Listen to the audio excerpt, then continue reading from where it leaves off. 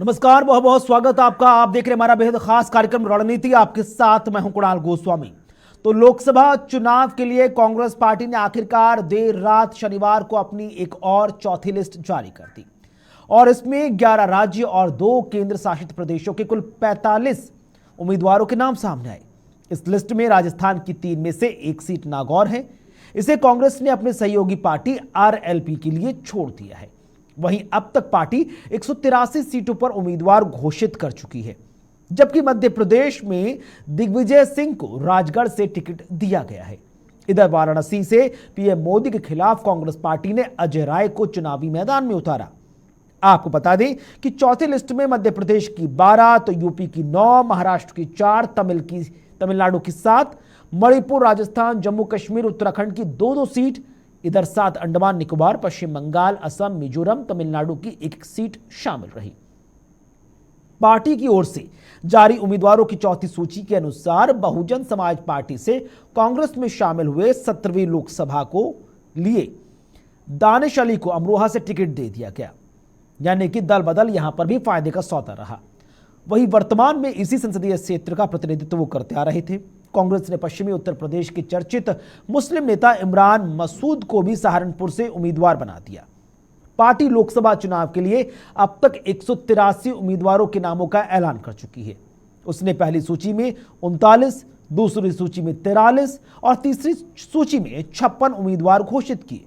देश में 18वीं लोकसभा के लिए चुनाव 19 अप्रैल से होने हैं, लेकिन उससे पहले तमाम नेताओं का एक एक कर अपने प्रत्याशियों के नामों की सूची का ऐलान करना जारी है।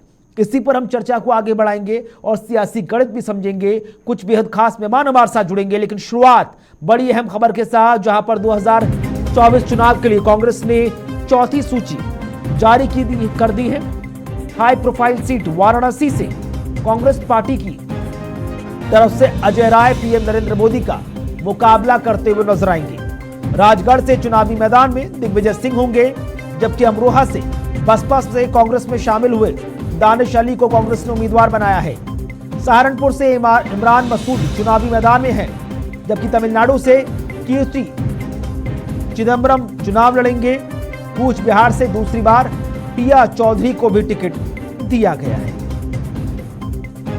तो बड़ी खबर सीधे लोकसभा चुनाव से जुड़ी हुई, जहां पर आखिरकार हाई प्रोफाइल सीटें, चाहे अमरोहा हो, चाहे बात वाराणसी की हो, चाहे हम बात कर लें दिग्विजय सिंह की सीट रायगढ़ की, हर जगह एक एक करके कांग्रेस ने आखिरकार अपने प्रत्याशियों के नामों का ऐलान करना तेज कर दिया है। 4 लिस्ट जारी की जा चुकी है। हाई प्रोफाइल सीट इस लिहाज से भी क्योंकि वाराणसी में अब कांग्रेस के नेता रहे अजय राय प्रधानमंत्री नरेंद्र मोदी का चुनावी मुकाबला करते हुए नजर आएंगे। बहरहाल इन तमाम चीजों के बीच कुछ जानकारियां एक एक करके आपके साथ साझा कर रहे हैं, क्योंकि समझना बेहद खास है कि किस तरह से सीटों का बंटवारा हुआ है। दरअसल 8 मार्च को जारी हुई कांग्रेस की पहली लिस्ट, और पहली लिस्ट में कांग्रेस ने 39 नामों का ऐलान किया। उम्मीदवारों के नाम 12 मार्च को कांग्रेस की दूसरी लिस्ट में भी नजर आए, जहां पर 43 उम्मीदवारों की सूची सामने।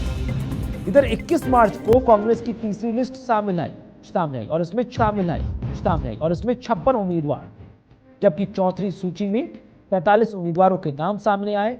इस पर यूपी से लेकर उत्तराखंड तक, उत्तराखंड से लेकर तमिलनाडु तक और तमिलनाडु से लेकर मध्य प्रदेश तक तमाम नेताओं के नाम उजागर कर दिए गए और अब तक कांग्रेस ने 41 उम्मीदवारों के नामों को घोषित कर दिया है। बहरहाल कुछ और जानकारियां आपकी टीवी स्क्रीन पर ला रहे हैं कि कौन कौन सी हॉट सीट है, हाई प्रोफाइल सीट है, जिस पर एक एक करके कांग्रेस पार्टी ने अपने पत्ते खोल दिए हैं। नजर डालिए मध्य प्रदेश की रायगढ़ सीट से, जहां पर पूर्व मुख्यमंत्री और कांग्रेस के बेहद हाई प्रोफाइल फायरब्रांड नेता दिग्विजय सिंह ताल ठोकते नजर आएंगे।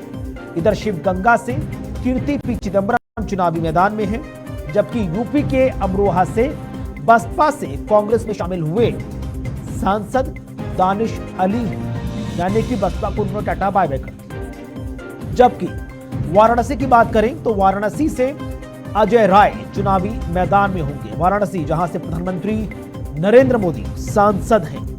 जबकि बात यूपी के सहारनपुर की करें तो यूपी के सहारनपुर से कांग्रेस पार्टी ने इमरान मसूद को अपना उम्मीदवार बनाया है। जबकि महाराष्ट्र की बात करें तो विकास ठाकरे को नितिन गडकरी के खिलाफ चुनावी मैदान में उतारा गया है। किस तरह से कांग्रेस पार्टी ने फूंक फूंक कर अपने एक एक पत्ते जारी किए वो भी हमने आपको बताया और ये समझाने का प्रयास किया कि किस तरह से एक एक करके कांग्रेस पार्टी अपने तमाम नेताओं को जमीन पर उतार रही है। लेकिन कुछ महत्वपूर्ण सवाल हैं जो एक एक करके हम आपके सामने रखने जा रहे हैं, जिससे पता चलेगा कि आखिरकार लोकसभा चुनाव 2024 यानी कि 18वीं लोकसभा के लिए होने वाले चुनाव इतने आसान भी नहीं है जितना इन्हें समझा जा रहा है।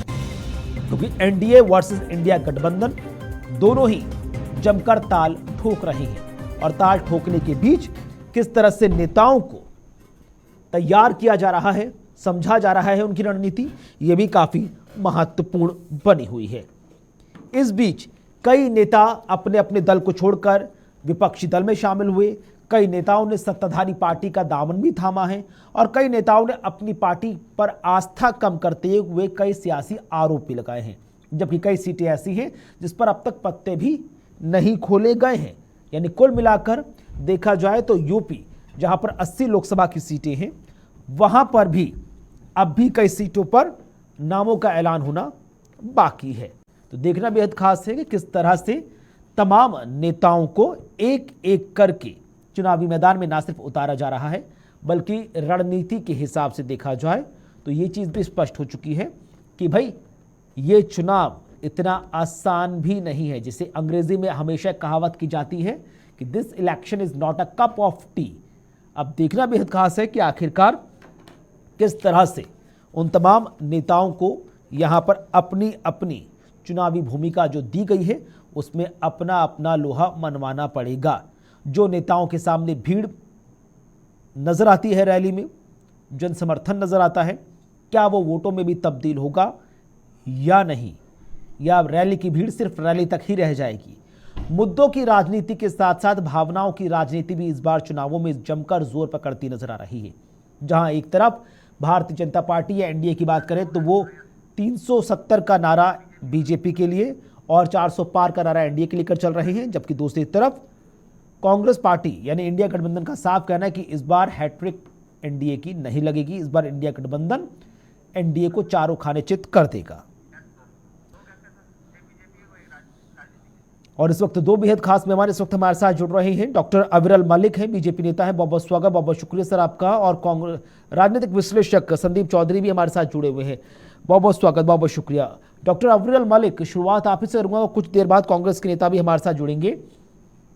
ये चुनाव जिसमें भारतीय जनता पार्टी के लिए, बीजेपी के लिए 370 का नारा और एनडीए के लिए 400 पार, तमाम ऐसे वो क्या मुद्दे हैं जो ये आश्वस्त करता है बीजेपी के लिए कि भाई बीजेपी अपने अकेले दम पर 370 का टारगेट पूरा करेगी, जबकि उसके खुद के एनडीए अलायंस वही टारगेट 400 तक लेकर जाएंगे।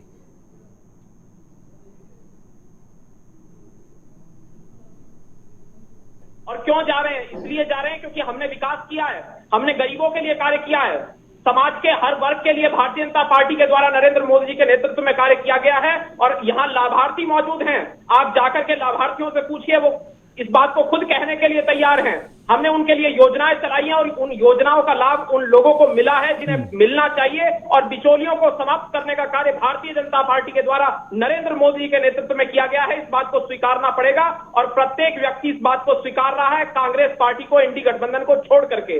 ये बात इंडी गठबंधन के प्रत्येक नेता को भी मालूम है कि भाजपा ही जीतेगी, मोदी जी ही जीतेंगे। जनता के लिए हमने कार्य किया है, ये प्रत्येक व्यक्ति को मालूम है, इंडी गठबंधन के भी। लेकिन समस्या ये है कि उन्हें करप्शन को बढ़ावा देना है, परिवारवाद को बढ़ावा देना है, जातिवाद को बढ़ावा देना है, अपनी पार्टीज को सोचते हैं आगे बढ़ जाएं, लेकिन कुछ नहीं होने वाला है। कांग्रेस पार्टी की जितने भी कांग्रेस के उम्मीदवार हैं सबकी जमानत जब्त होना तय है, क्योंकि हमने ग्राउंड लेवल पर कार्य किया है, जनता हमसे प्रसन्न है। हमने प्रधानमंत्री जनधन योजना चलाई है, स्वच्छ भारत अभियान चलाया है, आयुष्मान भारत की बात नरेंद्र मोदी जी के द्वारा की गई है, नोटबंदी से लेकर जीएसटी तक की आप बात कर सकते हैं। हर व्यक्ति के लिए हमारे द्वारा कार्य किया गया है। 370-35 को हटाने का कार्य नरेंद्र मोदी जी के द्वारा किया गया, 3 तलाक बिल लाने का कार्य मोदी जी के द्वारा किया गया। इस बात को स्वीकारना पड़ेगा। मुद्रा योजना हमने चलाई, उज्ज्वला योजना हमने चलाई, सौभाग्य योजना हमने चलाई, जल जीवन मिशन हमने चलाया, जल शक्ति मंत्रालय का निर्माण हमारे द्वारा किया गया, जिसको आज कैबिनेट में गजेंद्र सिंह शेखावत जी लीड कर रहे हैं। ये सारी योजनाएं सबको दिख रही हैं, प्रत्येक व्यक्ति को दिख रही हैं और लोगों को लाभ इनसे हुआ है। हमने जनता के लिए कार्य किया है, हम बेनामी संपत्ति एक्ट लाए, हमने विमेन रिजर्वेशन की बात की, सर्जिकल स्ट्राइक और एयर स्ट्राइक हमारे द्वारा की गई, चीन और पाकिस्तान की कमर तोड़ने का कार्य भारतीय जनता पार्टी के द्वारा नरेंद्र मोदी जी के नेतृत्व में किया गया। अब वही तो इंडिया अलायंस सवाल उठा रहा है कि आप मुद्दों की बजाय भावनाओं की राजनीति करते हैं। मुद्दों की राजनीति मतलब महंगाई, भ्रष्टाचार, बेरोजगारी, लोगों को रोजगार, ये तमाम चीजें हैं सर। जबकि आपकी तरफ से बार बार राम मंदिर से लेकर 370 से लेकर पाकिस्तान से लेकर तमाम चीजें गिना दी जाती हैं। क्या मुद्दों की राजनीति के बजाय भावनाओं की राजनीति हावी की जा रही है एनडीए की तरफ से? ये विकास की राजनीति है। हमने जो 370-35 से हटाने का कार्य किया है, उसके बाद जिस प्रकार से सेना के ऊपर कोई पत्थरबाजी की घटना सामने नहीं आई है, इस बात को भी देखना चाहिए।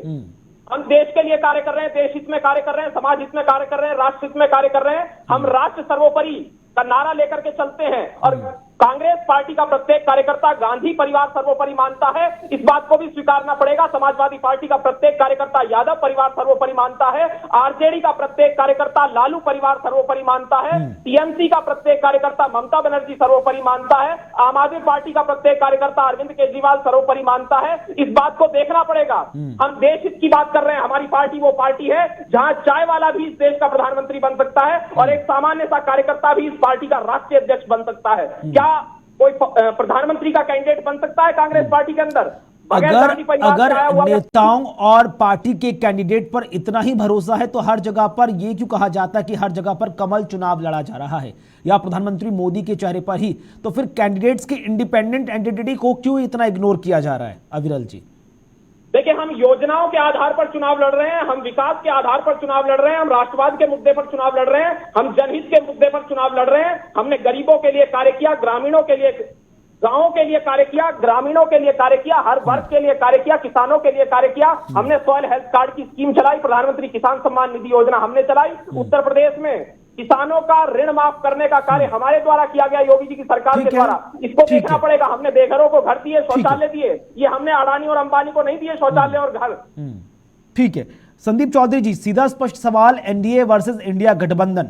एनडीए का ज्ञान यानी कि गरीब, युवा, आधी आबादी यानी कि अन्नदाता और नारी, और वहीं बात की जाए इंडिया गठबंधन की तो उनकी तरफ से पीडीए का नारा आया, पिछड़े दलित अल्पसंख्यक।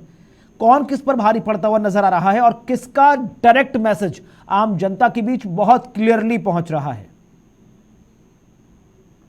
देखिए कुणाल जी, भारतीय जनता पार्टी और अलायंस अपने तरीके से अपनी बातें रखती है और जो इंडिया गठबंधन है वो अपने तरीके से अपनी बातें रखता है।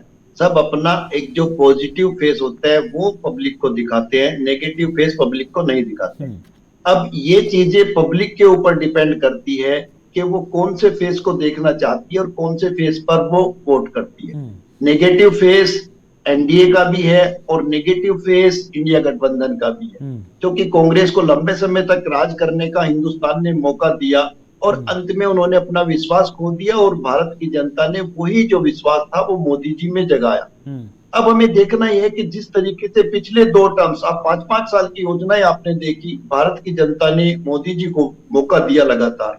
अब इस बार क्या वो विश्वास बरकरार रहेगा या उस विश्वास को कहीं कोई डेंट पहुंचता है? अगर उस विश्वास को कहीं डेंट पहुंचता है, वो विश्वास टूटता है, तो देखिए बीजेपी को झटका लगेगा। और यदि वो विश्वास बरकरार रहता है तो निसंदेह बीजेपी तीसरी बार सरकार बनाएगी।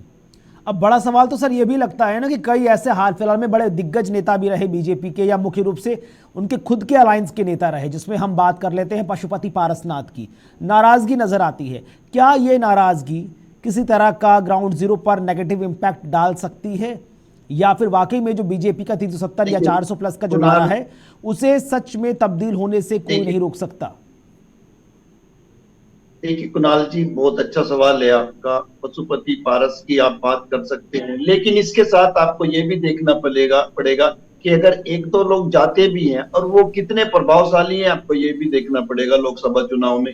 उसके अलावा आपको ये भी समझना पड़ेगा कि कितने लोग बीजेपी के साथ आ रहे हैं। बीजेपी के साथ आने वाले बहुत लोग हैं और बड़ी बड़ी पार्टियां हैं। जिस तरीके से उत्तर प्रदेश में जयंत चौधरी की जो पार्टी है राष्ट्रीय लोकदल, वो बीजेपी के साथ चली जाती है। उधर से राजभर जी इनके साथ आ जाते हैं, तो उत्तर प्रदेश की 80 सीटों पर इनकी दावेदारी मजबूत हो जाती है। अगर मैं बिहार की बात करूं, बिहार की जो सरकार है वो लालू प्रसाद यादव को छोड़कर बीजेपी के साथ आ जाती है, उससे बीजेपी और ज्यादा मजबूत हो जाती है। तो ये जो चीजें हैं ये मैटर करती है। इसके अलावा अगर मैं पंजाब की बात करूं तो कांग्रेस के दिग्गज नेता रहे, 2-3 बार के मुख्यमंत्री रहे अमरिंदर सिंह बीजेपी के साथ आ जाते हैं। इसी तरीके से उत्तराखंड में आपने देखा 2 बार विधानसभा चुनाव का जो रिकॉर्ड था, 2 बार लगातार सरकार बनाने का काम करते हैं। उसी तरीके से आपने हरियाणा में देखा, वहां पे प्रथा थी हर 5 साल में सत्ता चेंज होती थी, लेकिन खट्टर साहब ने वहां 2 बार सरकार बनाई, अभी फिर चीजों को समझा और ठीक चुनाव से बिल्कुल पहले एक्शन उसी लिया। हिसाब से सैनिक, ओबीसी रणनीति भी समाज के बनाई जा आपने रही है और मुख्यमंत्री रणनीति बना के तहत तमाम चुनावी पैंतरों का इस्तेमाल भी किया जा रहा है। लेकिन हाल फिलहाल में बिल्कुल अरविंद केजरीवाल की गिरफ्तारी एक बहुत बड़ा विषय बनी हुई है, जिसको लेकर पूरा विपक्ष एकजुट होता हुआ नजर आया है। इन तमाम चीजों के बीच इंडिया अलायंस प्रेस कॉन्फ्रेंस भी करता हुआ नजर आ रहा है। क्या कुछ इंडिया अलायंस का स्टैंड है अरविंद केजरीवाल की गिरफ्तारी को लेकर दिल्ली की नई शराब आबकारी नीति मामले में? आइए नजर डालते हैं। देश की राजधानी दिल्ली के मुख्यमंत्री अरविंद केजरीवाल जी को जिस तरह से गिरफ्तार किया है, आज पूरे देश के अंदर जो लोग भी संविधान से मोहब्बत करते हैं, लोकतंत्र से मोहब्बत करते हैं, जो लोग इस देश की संवैधानिक संस्थाओं से मोहब्बत करते हैं, सभी लोगों के दिलों में आक्रोश है। और बात केवल अरविंद केजरीवाल जी की नहीं है।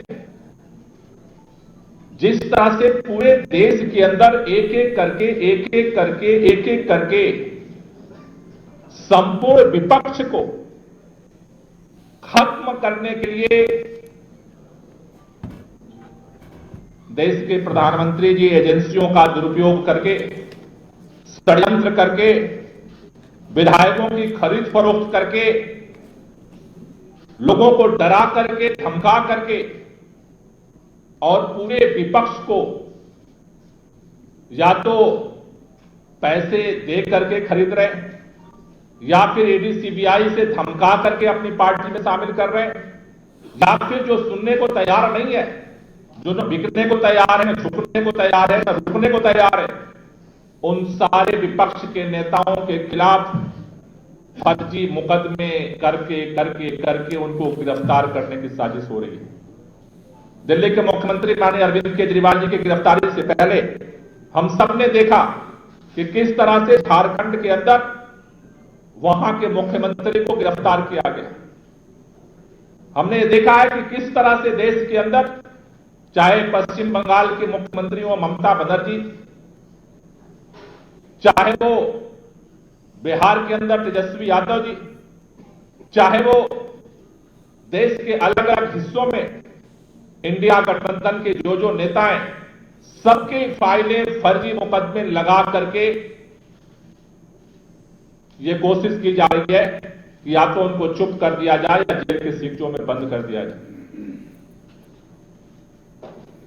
आज जब से अरविंद केजरीवाल जी की गिरफ्तारी हुई है, न सिर्फ आम लोग बल्कि पूरा विपक्ष एकजुट होकर के इस तानाशाही के खिलाफ खड़ा हुआ है। दिल्ली की सड़कों पर, देश की राजधानियों में, अलग अलग हिस्सों में लगातार विरोध प्रदर्शन हो रहे हैं और यह आंदोलन आगामी दिनों में और तेज होगा। दिल्ली के अंदर एक तरफ तो मुख्यमंत्री को इन्होंने गिरफ्तार कर दिया और दूसरी तरफ पूरे दिल्ली को इन्होंने छावनी में तब्दील कर दिया। रात में मुख्यमंत्री जी की गिरफ्तारी हुई, जो भी विधायक, चुने हुए विधायक पहुंचे, उनको उठा लिया गया, गिरफ्तार कर लिया गया।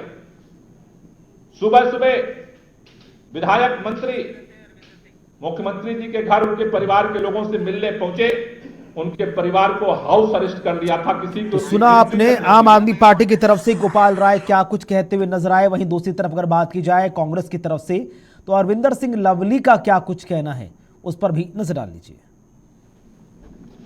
पूरे देश के अंदर जिस हमारे नेता ने छेड़ रखी है, तो ऐसे में कांग्रेस जब लोकतंत्र के ऊपर इतना बड़ा हमला हो रहा हो, कांग्रेस पार्टी उसमें उससे पीछे रहे, ये प्रश्न ही नहीं पैदा हो सकता। हम मजबूती के साथ इस देश के लोकतंत्र को बचाने की लड़ाई के साथ इंडिया गठबंधन के अपने सभी पार्टनर्स के साथ मजबूती के साथ कांग्रेस पार्टी खड़ी है। आज बहुत दुख और चिंता की विषय है, और ये दुख और चिंता केवल कांग्रेस के लिए, आप पार्टी के लिए और इंडिया गठबंधन के लिए नहीं है, ये तमाम भारतवासियों के लिए तकलीफ की बात है। नौजवान पीढ़ी के लोगों से, नौजवान पीढ़ी जो हमारा भविष्य है, उन लोगों से मैं विशेष करके ये अपील करना चाहता हूं। अभी जिक्र हो रहा था कि कल शहीदी दिवस था भगत सिंह जी का, राजगुरु जी का, सुखदेव जी का। इतनी कम उम्र में उन्होंने क्यों शहादत दी थी? महात्मा गांधी जी ने इस देश के नौजवानों को, इस देश की अधिकतर आबादी को लेके करोड़ मरो का नारा किस लिए दिया था? वो इसलिए दिया था कि हम लोकतंत्र की खुली हवा में जो है सांस ले सके, हम आजादी को महसूस कर सके। आज जिस तरीके का माहौल आ रहा है, ऐसे माहौल की कल्पना तो महात्मा गांधी जी ने और भगत सिंह जी ने और बाकी शहीदों ने नहीं की होगी। लोकतंत्र के अंदर आप लेवल प्लेइंग फील्ड भी जो है चुनाव में विपक्ष के लोगों को नहीं देना चाहते, और उसके लिए आप कोई भी हथकंडा अपनाना चाहते हैं। आप देश की सबसे बड़ी ओपोजिशन पार्टी, सबसे पुरानी पार्टी के अकाउंट इलेक्शन से पहले सीज कर देते हैं, और आप इसे लोकतंत्र कहते हैं। आप चुने हुए मुख्यमंत्रियों को, चाहे हेमंत सोरेन जी हों, अरविंद केजरीवाल जी हों, चुनाव से पहले आप चुने हुए मुख्यमंत्रियों को कैद कर लेते हैं, उठा लेते हैं, उनको गिरफ्तार कर लेते हैं। आप किस तरीके का लोकतंत्र देश के अंदर बहाल करना चाहते हैं? इस लोकतंत्र से जो हमको रॉयलेट एक्ट की जरूर याद आती है, जिसमें नो अपील, नो वकील, नो दलील, इस तरीके का वातावरण जो है आज पूरे देश के अंदर जो है वो फैल गया है। हम किस ओर अपने देश को लेके जाना चाहते हैं? मैं तो अपने मीडिया के साथियों से भी कहना चाहता हूं कि जिस तरीके का माहौल चल रहा है, अगर ये माहौल कंटिन्यू रहा तो अभी तो आप कैमरा लेके भी हमारी बात सुनने आ जाते हो, तब कैमरा लेके भी चलने पे अनुमति होगी कि नहीं होगी, इस ओर हमारा देश बढ़ रहा है। तो इसलिए खाली हमारे लिए चिंता का समय नहीं है, आपके लिए भी सोचने का समय है। 31 तारीख को एक बड़ी रैली हम लोग जो है दिल्ली में करेंगे। इंडिया गठबंधन एक बड़ी रैली करेगा। इंडिया गठबंधन के तमाम घटकों के प्रमुख नेता जो है उस रैली को संबोधित करेंगे। ये रैली मात्र केवल पॉलिटिकल रैली नहीं होगी, ये रैली आह्वान होगी हिंदुस्तान के लोकतंत्र को बचाने की लड़ाई की। ये रैली आह्वान होगी इस सरकार के कुठाराघात के खिलाफ आवाज उठाने की। ये रैली पूरे देश में एक संदेश देगी कि देश के लोग, जिसके हमारे पुरखों ने जो है कुर्बानी दे के आजादी की लड़ाई लड़ी थी, उस पुरखों की कुर्बानी को, इनके मंसूबों को कामयाब नहीं होने देगी कि उन पुरखों की कुर्बानी जो है वो जाया जाए हिंदुस्तान के लोकतंत्र के ऊपर। क्योंकि दुनिया में एक तो सुना आपने, चाहे कांग्रेस नेता अरविंदर सिंह लवली हो, चाहे बात हो आप नेता गोपाल राय की। बड़ी खबर, 31 मार्च को विपक्ष की जॉइंट रैली, मुल्क से मोहब्बत करने वाले इकट्ठा हुई, कहना है इंडिया गठबंधन का। इंडिया गठबंधन बोला कि तानाशाही के खिलाफ आवाज उठाएंगे, बीजेपी लोकतंत्र को खत्म कर रही है, और उसी के लिए 31 मार्च को महारैली दिल्ली के रामलीला मैदान में इंडिया अलायंस करने जा रहा है। तो बड़ी खबर, जहां पर इंडिया अलायंस की तरफ से प्रेस कॉन्फ्रेंस, तमाम नेता यहां पर नजर आ रहे हैं। और लेकिन तमाम चीजों के बीच केंद्रीय मंत्री अनुराग ठाकुर ने क्या कुछ कहा, उस पर भी नजर डाल लीजिए।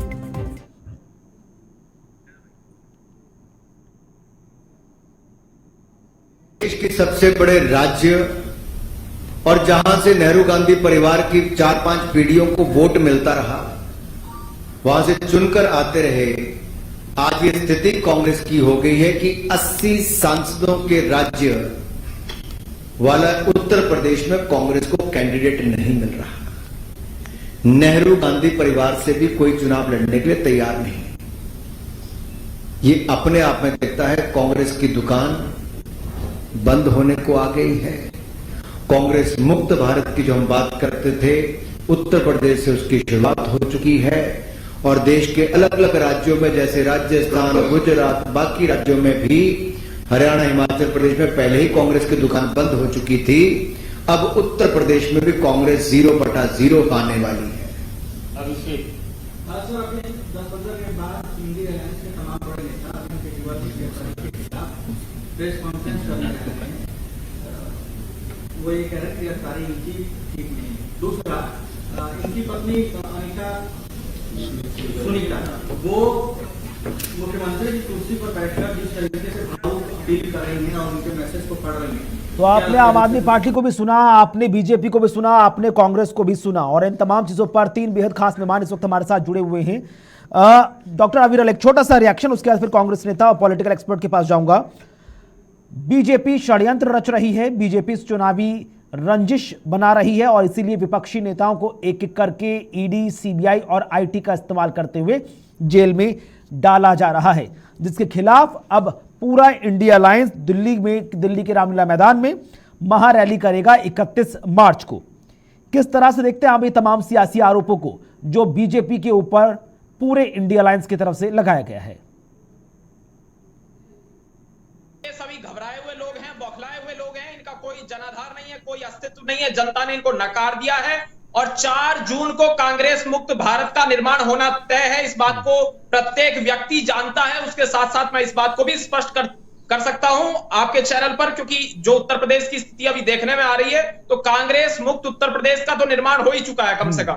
और आम आदमी पार्टी की जहां तक बात है, तो एक प्रकार से ये वातावरण है चोर मचाए शोर, और चोरी भी और ऊपर से सीना जोरी।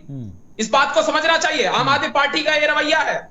और कांग्रेस के नेता को अभी आपने दिखाया, वो कह रहे थे नो अपील, नो दलील, नो वकील। तो अपील भी है, दलील भी है, वकील भी है, जाए सुप्रीम कोर्ट अगर इनके साथ कोई समस्या है। तो पीएमएलए कोर्ट के तहत ईडी ने उनको गिरफ्तार किया, जहां पर आप ढंग से अपील भी नहीं कर पा रहे। इतना सख्त कानून बना हुआ है। डॉक्टर अविरल जी, आम आदमी पार्टी वही तो कह रही है कि आपने जो 4 महत्वपूर्ण नेता थे सबको आपने ईडी के माध्यम से अंदर डाल दिया, जहां पर ढंग से उनको जमानत नहीं मिल पा रही है, वो अपना केस नहीं लड़ पा रहे हैं। बीजेपी घबराई हुई है, यही वजह है कि गिरफ्तारी उनकी की जा रही है। और आतिशी हो, चाहे गोपाल राय हो, चाहे सौरभ भारद्वाज हो, वो सब कह रहे हैं कि दिल्ली को छावनी में तब्दील कर दिया गया है। आप उनको पार्टी मीटिंग्स नहीं करने दे रहे, आप उनको पार्टी दफ्तर नहीं जाने दे रहे, आप उनको प्रोटेस्ट तक नहीं करने दे रहे। ऐसे थोड़ी ना लोकतंत्र चलेगा। बिल्कुल बिल्कुल। देखिए, ईडी और सीबीआई से भारतीय जनता पार्टी का कोई रिश्ता नहीं है, कोई लेना देना नहीं है। ED, CBI Bharatiya Janata party की कोई अलायंस पार्टनर नहीं है जो भारतीय जनता पार्टी के ऊपर ये आरोप लगा रहे हैं। भारतीय जनता पार्टी एक पॉलिटिकल पार्टी है और हम जनसेवा का कार्य कर रहे हैं, जनता के लिए कार्य कर रहे हैं। हम अपनी जिम्मेदारी को बखूबी निभा रहे हैं, इस बात को इन्हें जान लेना चाहिए। ये भारतीय जनता पार्टी के ऊपर मनगढ़ंत और निराधार आरोप कृपया करके ना लगाएं तो शायद अच्छा होगा, क्योंकि जनता इनको जान चुकी है। इनका असली चेहरा क्या है वो दिल्ली की जनता जान चुकी है। और आम आदमी कांग्रेस नेता शशांक रंजन इस वक्त हमारे साथ जुड़े हुए हैं। शशांक जी, चुनाव सर पर हैं और चुनाव से पहले कांग्रेस समेत इंडिया अलायंस की रामलीला मैदान में महारैली, और रैली के लिए मजबूर इसलिए होना पड़ा क्योंकि एक एक करके विपक्ष के तमाम नेता जेल की सलाखों के पीछे हैं, या ईडी, सीबीआई या आईटी के रडार पर हैं। नमस्कार। हेलो जी शशांक जी, यह जो इंडिया अलायंस का महारैली होने जा रहा है, यह देश की जनता को सच्चाई बताने के लिए किया जा रहा है। देश की जनता को जागरूक करने के लिए रैली का आयोजन किया जा रहा है। मुद्दों को जनता के बीच में ले जाने के लिए किया जा रहा है और कांग्रेस पार्टी मजबूती के साथ इस रैली के माध्यम से जनता को सच्चाई से रूबरू कराना चाहती है और देश की जनता को यह बताना चाह रही है कि देश में क्या चल रहा है और क्या देश की जनता के लिए बेहतर है।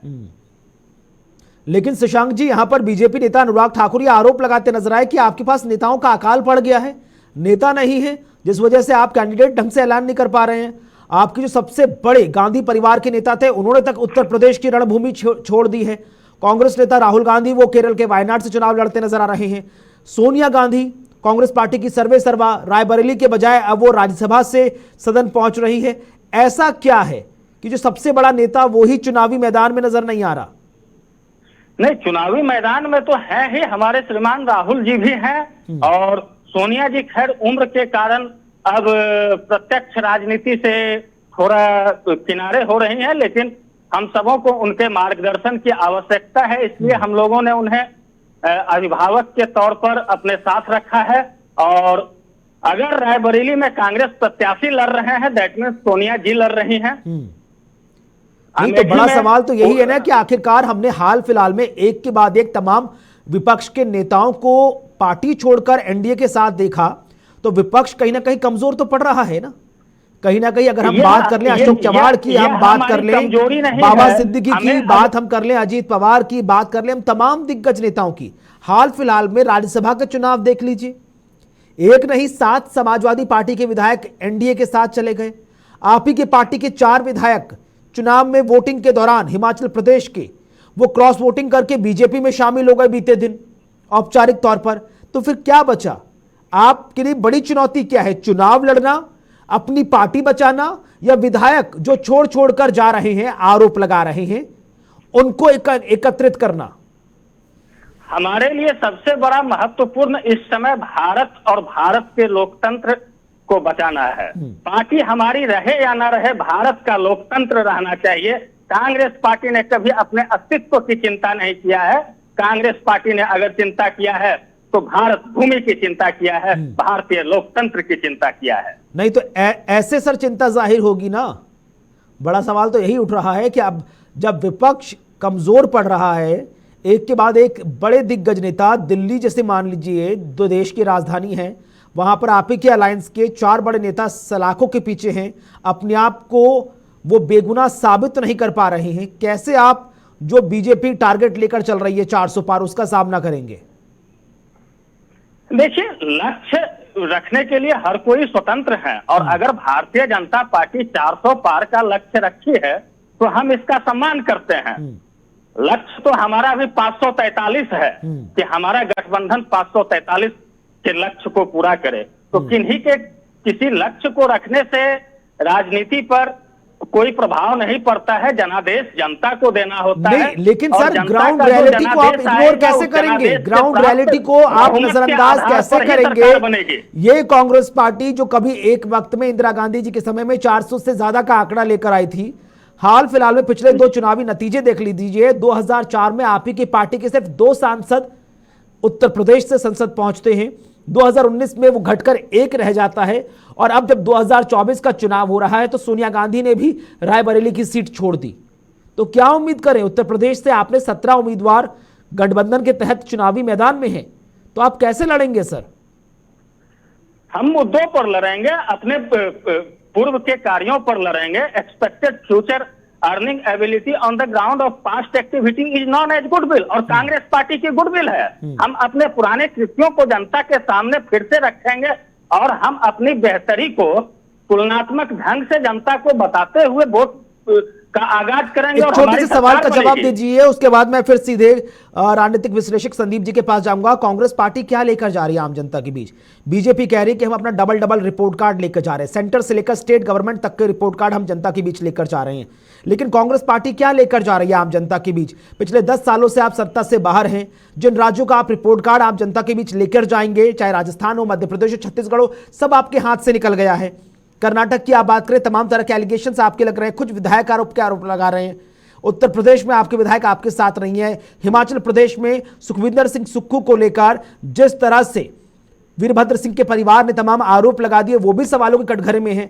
आपके अपने ही नेता आपकी पार्टी के प्रति आस्था जाहिर नहीं कर पा रहे, तो जनता से आप कैसे उम्मीद कर रहे हैं कि वो आपके प्रति आस्था जाहिर करे?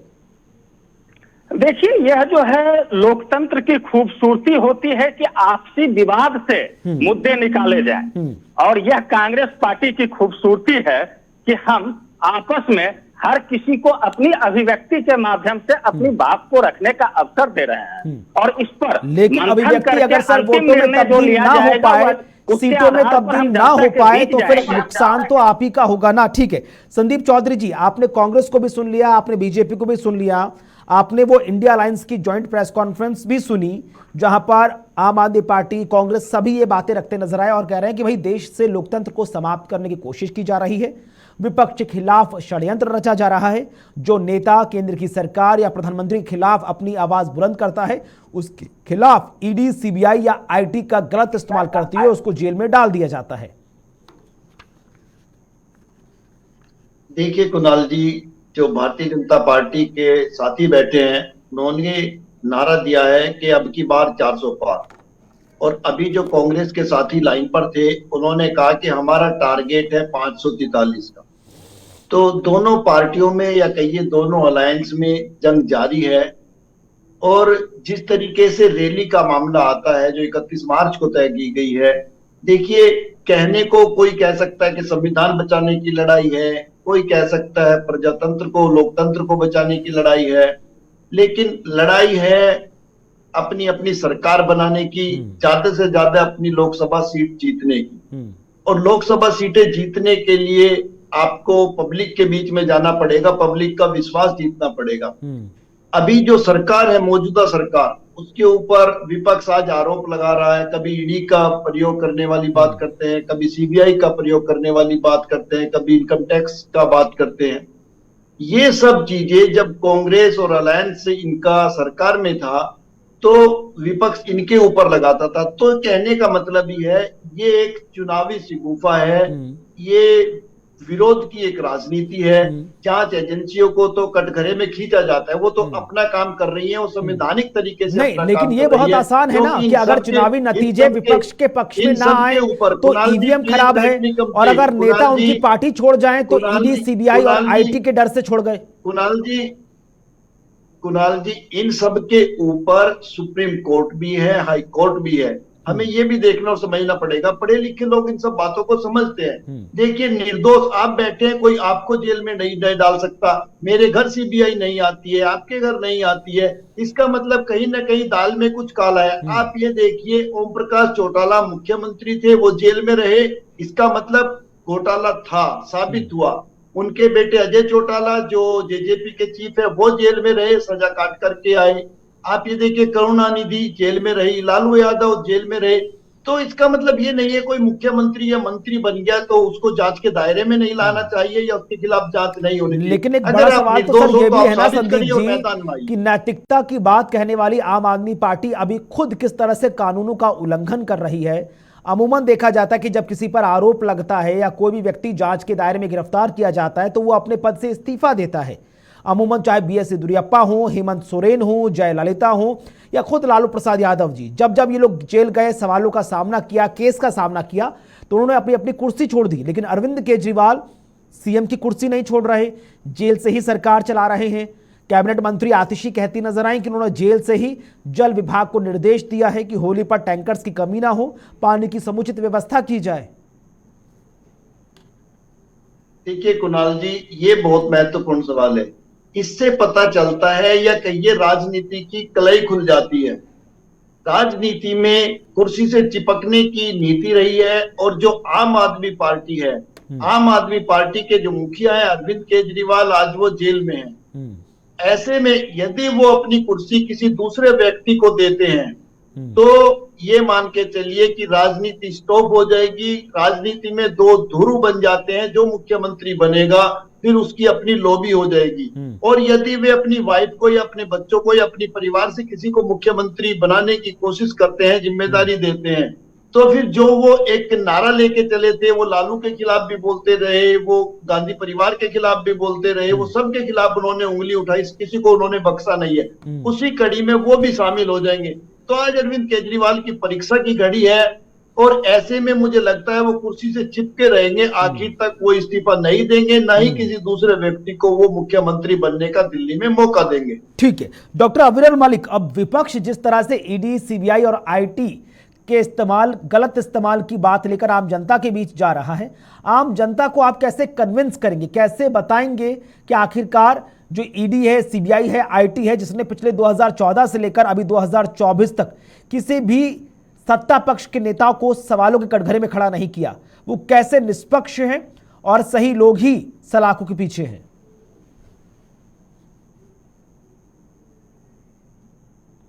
डॉक्टर अविरल, आवाज पहुंच रही है आप तक?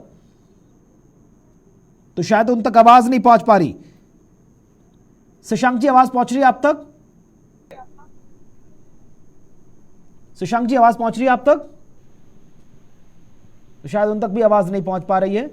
संदीप जी, आवाज पहुंच रही है आप तक?